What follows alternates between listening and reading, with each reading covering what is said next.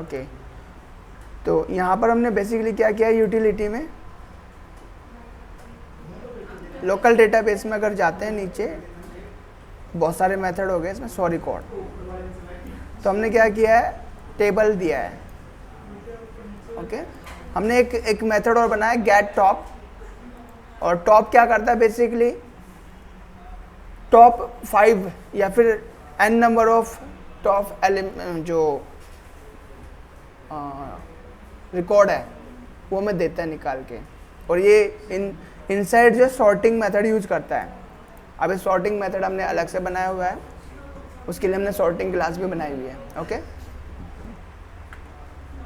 तो ये कैसे काम करता है ये देखेंगे पहले तो। ओके चार्ट में दिखा रहा है कि टॉप 5 गेट टॉप 5 हमने चार्ट में किया है। तो अगर हम डैशबोर्ड में जाए, डैशबोर्ड के अंदर हमने जो है एक चार्ट दिया है, कार्ड के अंदर ये हमारा काउंटर मॉडल है, ये काउंटर फील्ड है, ये शो रिसेंट कंटेंट है।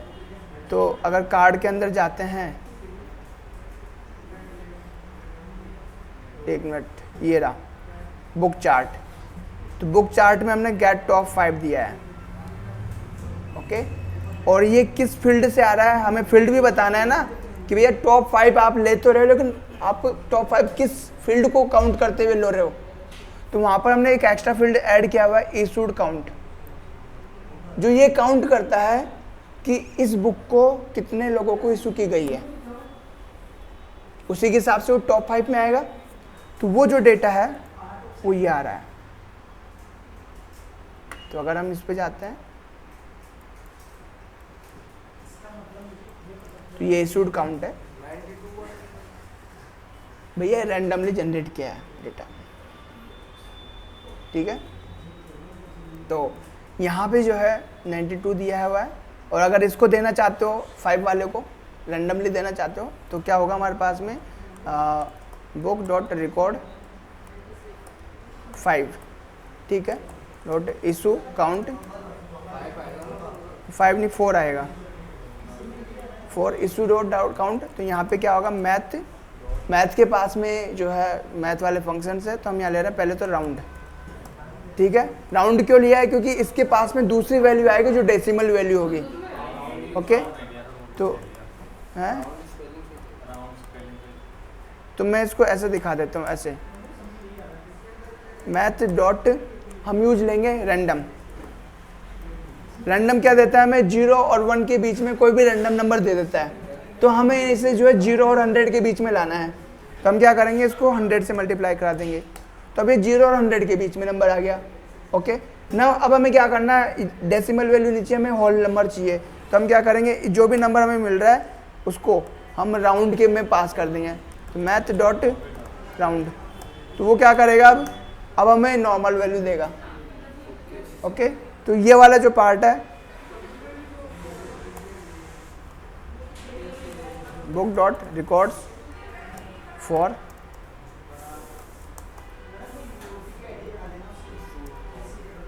तो अब अगर हम देखते हैं बुक डॉट सॉरी कोर्स, तब वहाँ पे 28 आ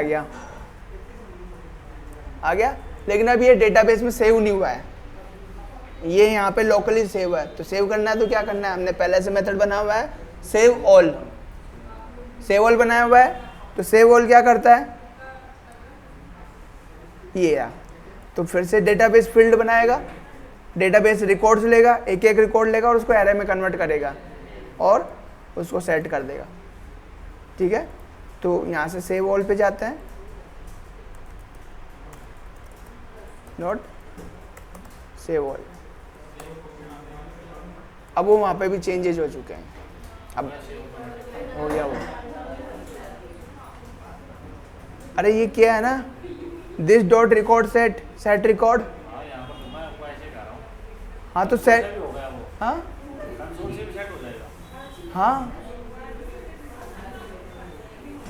हो जाएगा, ठीक है। बस आपको पता होना चाहिए टेक्निक कहाँ से करना है, क्योंकि देखो यहाँ पे ब्रेक पॉइंट मैंने सोच समझ के चूज किया, क्योंकि और कहीं पर भी ब्रेक पॉइंट में लगाता हूँ JSX अदर फाइल में, तो मुझे ये स्कोप नहीं मिलता है, मैं इनको एक्सेस नहीं कर पाऊंगा। लेकिन मैं अगर यूटिलिटी क्लास के अंदर अगर कोई ब्रेक पॉइंट अगर मैं लगाता हूँ तो मुझे सारे फील्ड मिल जाएंगे, इसलिए मैंने यूटिलिटी फील्ड के अंदर ही उसको जो है ब्रेक पॉइंट लगाया, ताकि जब वो लोड हो तो मुझे वहाँ पे ब्रेक पॉइंट मिले और वो स्कोप मुझे मिले, ताकि मैं उस पर काम कर सकूँ। ओके, तो यहाँ पे वो सेव हो चुके हैं। और अब अगर हम रिफ्रेश करें पेज को, रिफ्रेश करने के लिए ब्रेक पॉइंट हटाना पड़ेगा। हमें एक बार ब्रेक पॉइंट हटा देते हैं यहाँ से, और यहाँ से वेब पेज को रिफ्रेश करते हैं। ठीक है, तो ये देखो थर्मोडायनेमिक्स आ गया। अभी को थर्मोडायनेमिक्स का जो डेटा है वो HTML से कम है, तो कितना है इसके पास 28 है। ओके, और इसके पास कितना है 13 है ना, और जावास्क्रिप्ट का कितना है 92, तो 92 जावास्क्रिप्ट को सबसे ज़्यादा मिला है। ठीक है, तो यहाँ पे ये है। इसी तरीके से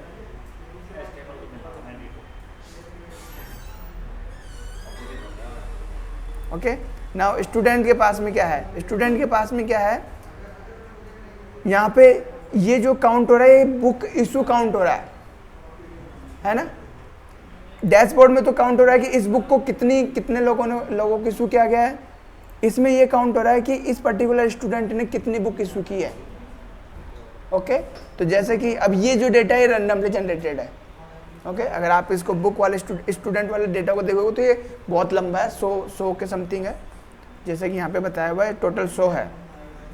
ओके, और बिकॉज ये एक लाइब्रेरी से बनाया गया है तो इसमें फॉरेनर्स के नेम है सारे, है ना, हमारे जैसे नहीं है कोई रामू श्यामू। ओके, तो यहाँ पे अलग नेम है, तो लास्ट ये ऐड हुआ था तो वो काम कर रहा था। देखो ये भी सही आ रहा है। अब इसको भी स्टाइल कर सकते हो आप अपने हिसाब से जैसे चाहो तो वो बना सकते हो। तो अब जैसे कि ये वाला पार्ट देखो, ये थोड़ा अच्छा दिख रहा है। तो अगर आप चारों को अगर इसी तरीके से बनाओगे तो हमारा जो डिज़ाइन और अच्छा बन जाएगा। ओके, तो इसमें थोड़ी सी मेहनत होगी, वो धीरे धीरे हम करेंगे। तो हमें क्या बनाना है, ओके, तो लास्ट हमने जो इशू था, हम वापस से रिसेंट वहाँ पे जाते हैं जो हमने इशू वाला पार्ट रखा था। तो बुक में जाते हैं, ये हमारे पास 5 बुक है, इसमें हम इशू करते हैं। तो पहले हमारे पास में एक ही था, अब हमारे पास में 2 है। ओके, तो देखो यहाँ पे ध्यान दो, अगर मैं लर्न HTML पे काम करता हूँ तो लर्न HTML वो जो है सिलेक्ट हो चुका है, लेकिन डिसेबल है। ओके, ये सिलेक्टेड नहीं है। लेकिन अगर मैं डैशबोर्ड स्टूडेंट में जाता हूँ और मैं इस पर सिलेक्ट करता हूँ तो स्टूडेंट डिसेबल है, लेकिन वो सिलेक्टेड है, ये डिसेबल नहीं है, इसमें ये आ गया। ओके, और अगर यहाँ से करते हो डैशबोर्ड से तो वो सारे बुक्स आ गए। 1 मिनट रुको, तो सारे जो है टीचर आ जाएंगे। ये यहाँ पर स्टूडेंट आ गया, ये सारे टीचर आ गए, बहुत सारे टीचर है। रैंडमली जनरेट किया है ना। कैसे करेंगे? पहले आप ये तो बनाओ। ठीक है, ये बनाना आपको, यहाँ से शुरुआत करनी है। तो इसको कैसे बनाते हैं, हाँ, इस पॉपअप को। ओके, ओके, तो हम जाते हैं इशू बटन से। ओके, तो यूटिलिटी पे जाते हैं और इशू बटन पे पहुंच जाते हैं। तो बुक पे गए, ये रहा। ओके, इस तरीके से करना है। हमने एक इशू बटन पहले से इशू करके जो है बनाया हुआ है एलिमेंट। इशू बटन कहाँ गया,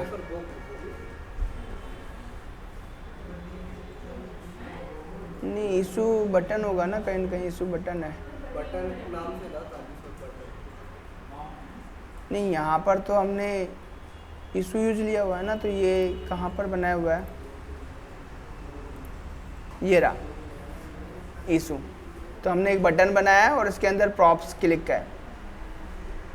okay, on click, prop click. आप ये भी चेक करना कि आपने इसको कैसे अंदर इशू को कैसे बनाया है। हो सकता है यहाँ पे गड़बड़ी हो, है ना, इसको चेक कर लेना, हो सकता है यहाँ पे गड़बड़ी हो। तो ये किया और रिटर्न कर दिया, ठीक है, एक्सपोर्ट, ठीक है, ओके।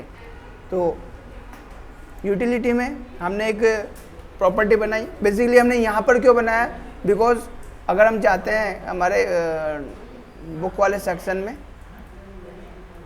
ये हमारा बुक वाला सेक्शन है, और अगर इसमें जाते हैं तो इसमें जो डेटा डिस्प्ले हो रहा है वो हमारे टेबल फील्ड के अकॉर्डिंग हो रहा है ना।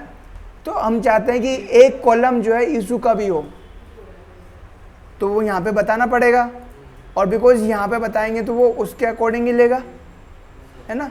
तो यहाँ पे क्या किया हमने, इशू बुक करके जो है एक बनाया हुआ है, ये बुक का ही है ना, ये स्टूडेंट का है, ये है बुक का, तो हमने ये है बुक का, यहाँ पर हमने जो है इशू करके बनाया हुआ है। और यहाँ पर जब भी हम इस बटन पे क्लिक करेंगे तो क्या होगा, हमें ये मेथड रन होगा।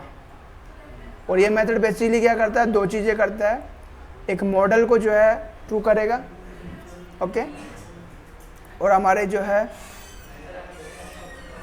वहाँ पर सेट करेगा कि अब अभी करंटली कौन सी बुक को हम वो करना चाह रहे हैं, है ना। तो यहाँ पे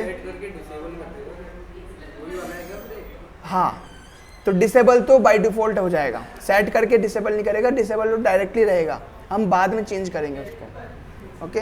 तो यहाँ पे क्या हो रहा है, अगर आप देखो इशू पॉप को, तो इशू पॉप में हमने जो है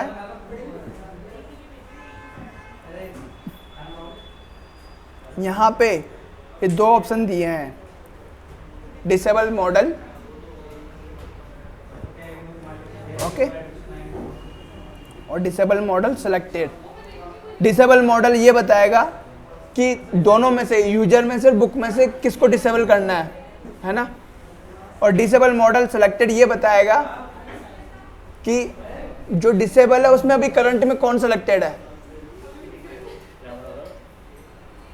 मतलब ये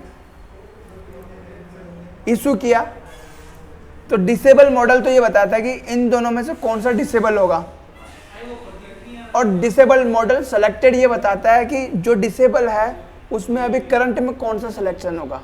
तो अभी करंट में जावास्क्रिप्ट सिलेक्शन होगा। तो यानी कि डिसेबल तो ये कर रहा है और सेलेक्ट ये कर रहा है, ओके। एंड ये दोनों ही क्या है, स्टेट्स है।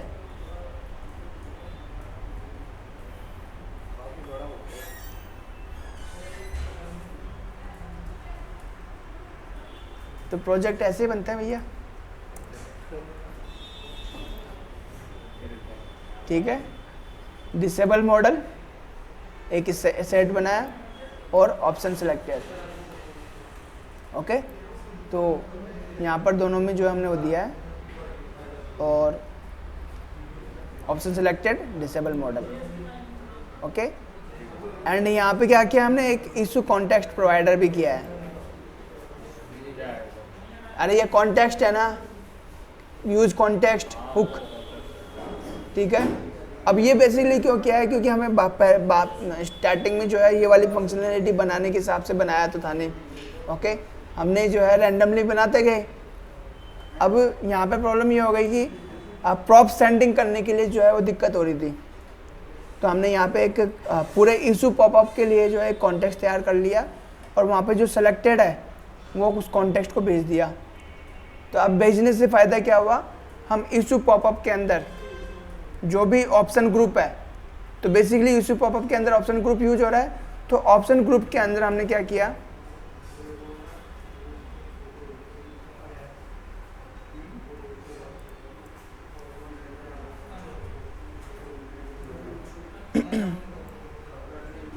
तो ऑप्शन ग्रुप के अंदर हमने क्या किया, बेसिकली हमने कॉन्टेक्स्ट यूज कर लिया, ओके। क्योंकि ऑप्शन ग्रुप भी बता रहा है कि कौन कौन से ऑप्शन है।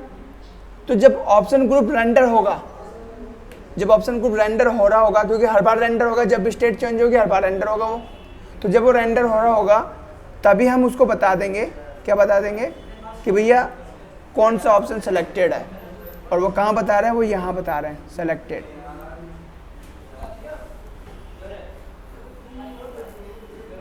ओके। तो जब वो सेलेक्टेड होगा तो ऑटोमेटिकली जो है उस पर ट्रू हो जाएगा, और अगर वो सिलेक्टेड नहीं है तो वो फॉल्स हो जाएगा। और सिलेक्टेड किस बेसिस पे कर रहे हैं? दो बेसिस पे कर रहा है, आईडी और वैल्यू के बेसिस पे। आईडी और वैल्यू दोनों मैच होनी चाहिए। ओके हाँ, तभी वो सिलेक्ट होगा, अदरवाइज वो फॉल्स हो जाएगा। और अगर फॉल्स हो गया तो वो सिलेक्ट नहीं है। अभी कोई ये प्रॉप है तो प्रॉप किसको पास हो रहा है? ऑप्शन को पास हो रहा है। तो यहाँ पर हम क्या कर रहे हैं? ऑप्शन के अंदर प्रॉप ले रहे हैं और यहाँ पे दे रहे हैं। ओके क्लियर है?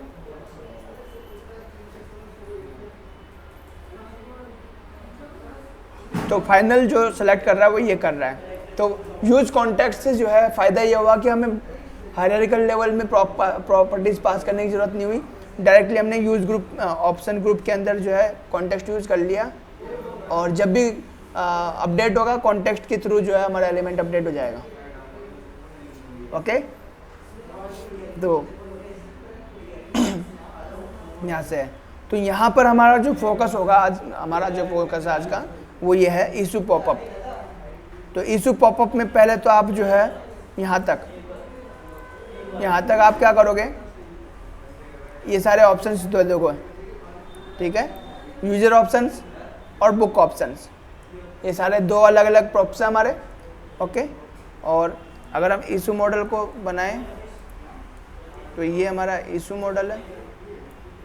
तो इशू मॉडल में हमारे पास ये प्रॉप्स है ना? तो शो क्या करता है? बेसिकली ये शो करेगा कि हमारे मॉडल को विजिबल बनाना है या फिर इनविजिबल बनाना है। ओके हैंडल विजिबिलिटी एक फंक्शन को होल्ड करेगा। ओके जो कि कब चलेगा? जब हमारे विजिबिलिटी को हम कंट्रोल कर रहे होंगे, हाइड और शो कर रहे होंगे। हैंडल सेव ये कब चलेगा? जब हमारे मॉडल के अंदर जब सेव बटन है, सेव चेंजेस, ओके वो, या फिर उसका नेम चेंज कर देंगे बाद में इशू। ओके तो जब वो प्रेस होगा तब हैंडल सेव यूज होगा। यूजर ऑप्शंस और बुक ऑप्शंस, ये वो ऑप्शंस है जो हमारे लिस्ट में दिखाएगा वो, है ना? और ये डिसेबल मॉडल, ये इंपॉर्टेंट है, ये बताएगा कि किस मॉडल को, किस ऑप्शन को डिसेबल करना है। ओके अब इसको हमने जो है थोड़ा अलग तरीके से यूज किया है, इसको समझो। यहाँ पर यूटिलिटी में हमने यूज किया है सिंबल्स। कितना बड़ा बन गया यार ये।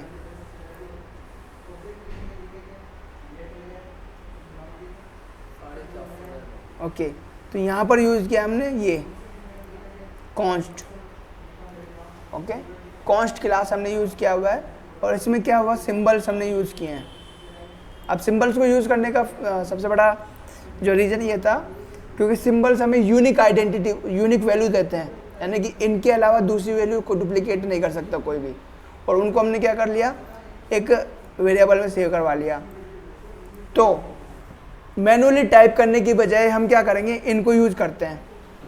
ओके मैनुअली टाइप करने की बजाय इनको यूज करते हैं, तो एरर की कोई गुंजाइश नहीं होती है, हम मिस स्पेल भी नहीं कर सकते हैं। ओके अगर कोई एरर आएगी तो वो अनडिफाइंड बता देगा। सिंबल बेसिकली ये समझ लो हर स्ट्रिंग का यूनिक वैल्यू समझ लो आप। तो जैसे यूनिक आईडी होती है वैसे यूनिक वैल्यू है। तो हमने क्या कराया? हर एक वेरिएबल को यूनिक वैल्यू ऐड करवा दी। ओके हर एक वेरिएबल को यूनिक वैल्यू ऐड करवा दी। अब हम ये यूज नहीं करेंगे, हम यूज करेंगे ये, क्योंकि ये तो कांस्टेंट है, ये तो चेंज होंगे नहीं, ये तो प्रॉपर्टीज है, ये तो चेंज होंगे नहीं। तो और इनको टाइप करने की भी ज़रूरत नहीं है क्योंकि डायरेक्टली एक्सेस कर सकते हैं ये, है ना? तो हमने क्या किया यहाँ पे? ओके इधर ध्यान दो, कहाँ गए? ये रहा डिसेबल मॉडल। डिसेबल मॉडल को हमने जो है इनिशियल वैल्यू दी है, कौन सी? Const book model. Okay const book model. तो बुक मॉडल का मतलब है कि हम बुक वाला जो सिलेक्शन है उसको डिसेबल करना चाह रहे हैं। ओके तो ऐसा लिखने से क्या फ़ायदा हुआ? ऐसा लिखने से ये फ़ायदा हुआ कि हमें मैनुअली जो है बुक मॉडल लिखने की ज़रूरत नहीं है। स्ट्रिंग में मिस्टेक्स हो सकती हैं, लेकिन यहाँ मिस्टेक नहीं हो सकती क्योंकि यहाँ पर हमें पता है कि कॉन्स्ट के पास में कौन कौन से वैल्यूज़ है। अगर मैं लिखता हूँ कॉन्स्ट मुझे जो है वैल्यूज़ दे रहा है, book model, student, teacher, user model, तो मुझे सिर्फ बुक मॉडल ही सिलेक्ट करना है उसमें से। तो मिस्टेक्स नहीं होती हैं यहाँ पे, जबकि लिखने में मिस्टेक हो जाती है। और हो सकता है आप मल्टीपल जगह यूज़ करोगे इसको, तो मल्टीपल जगह यूज़ करेंगे इसको। ओके, तो ये वाला जो है मल्टीपल जगह यूज़ कर सकते हो, अब इसको जो है मल्टीपल जगह यूज़ कर सकते हो आप। नाउ आगे बढ़ते हैं। यहाँ पर हमने बता दिया। अब ये पार्ट जो है, ये पार्ट जब इशू बुक में जा रहा है, इस बुक में जा रहा है यहाँ पे ऑप्शन ग्रुप।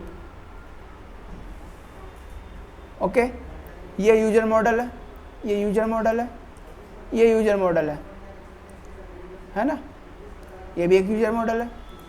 ओके, नाउ इसमें हमने पास नहीं किया, हमने इशू बुक को पास करवाया कि किसको डिसेबल करना है ना। हम जाते हैं अब इशू बुक के पास, यहाँ से आगे बढ़ते हैं। और जब हम सेलेक्ट, हमारे पास दो सेलेक्ट है, क्या है, दो सेलेक्ट है, दोनों को ही डिसेबल के लिए हमने वो दिया हुआ है, दोनों को ही डिसेबल के लिए क्या दिया हुआ है, सिलेक्शन के लिए हमने लॉजिक लिखा हुआ है। और हमने ये क्या किया है, हमने कहा है अगर डिसेबल मॉडल, अब डिसेबल मॉडल की आने वाली वैल्यू तो एक ही है ना, आने वाली वैल्यू तो एक ही, या तो वो यूजर मॉडल होगा या बुक मॉडल होगा। ओके, लेकिन हमने यहाँ पर तीनों के साथ कंपेयर कराया, अगर आने वाला मॉडल यूजर मॉडल है तो इसको डिसेबल कर दो। अब इन दोनों में से वो एक ही हो सकता है ना, दोनों तो हो नहीं सकते। तो यहाँ पर भी देखो हमने const user model, const book model use लिया है, तो इसका फ़ायदा क्या हुआ, वो 100% मैच होगा। अगर यहाँ पर स्ट्रिंग में मिस्टेक्स होने की वही नहीं है, गुंजाइश नहीं है, तो आप अपने एरर्स को रिजॉल्व कर सकते हो, अपने एरर्स को आने की जो पॉसिबिलिटी है उसको बिल्कुल एलिमिनेट कर सकते हो। ओके, और अपने एक स्ट्रिंग को एक यूनिक वैल्यू में कन्वर्ट कर सकते हो। तो यहाँ पर जो है ये कंपेयर करा है, और इसकी हेल्प से वो क्या कर रहा है, वो डिसेबल हो रहा है। ओके, तो इशू बुक कौन सा वाला, बुक के अंदर हमने सेलेक्ट किया हुआ यूजर मॉडल कौन है, बुक है। स्टूडेंट और टीचर के अंदर हमने यूजर मॉडल कौन दिया हुआ है, यूजर मॉडल, टीचर या स्टूडेंट। ओके, तो टीचर के लिए दिया है तो यूजर मॉडल हो गया, और स्टूडेंट के लिए दिया है तो भी यूजर मॉडल हो गया। तो हमने कॉन्स्ट में जो है यूजर मॉडल के लिए जो है एक यूजर मॉडल बनाया हुआ है, हमने स्टूडेंट और टीचर के लिए भी अलग बनाया हुआ है, बट हमें यूजर मॉडल से काम चलाना है, क्योंकि सेलेक्ट जो है क्या ले रहा है, वो यूजर मॉडल ले रहा है। तो यहाँ से जब हम क्लिक करते हैं तो इशू मॉडल बार बार बनता है, जब हम क्लिक करते हैं तो इशू मॉडल बार बार बनता है। तो जब बार बार बनता है तो उसकी रेंडरिंग कंप्लीट शुरू से शुरू होती है, तो उसको सारी स्टेट्स एलोकेट होंगी, उसको मिलेगा यहाँ से। तो जब वो दोबारा से सेलेक्ट को रेंडर कर रहा होगा तो वो क्या करेगा, यहाँ पर मैच करेगा और उसको डिसेबल कर देगा। और साथ ही साथ में जो मॉडल हम सेलेक्ट कर रहे हैं वो भी सिलेक्ट हो रहा है, और वो कहाँ से हो रहा है, ऑप्शन ग्रुप से हो रहा है। ये क्लियर है? ओके, तो अभी एक आप लोग इतना बनाओ, ठीक है, मैं अपलोड कर रहा हूँ। ओके, लेकिन आपको फोकस करना है इशू बुक पे, अदर चीज़ों पे फोकस नहीं करना आपको, है ना। तो यहाँ पर हम लिख लेते हैं नोट्स के लिए,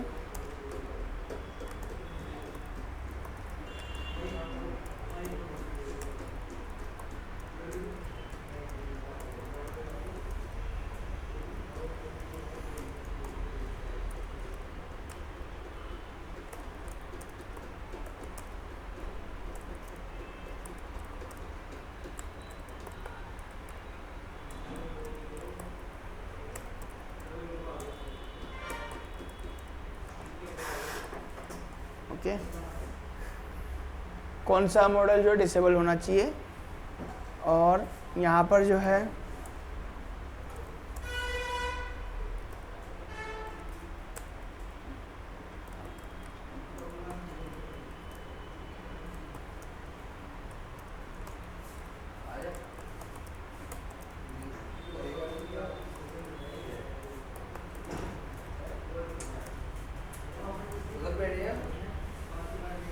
समझ में आया कि नहीं आया?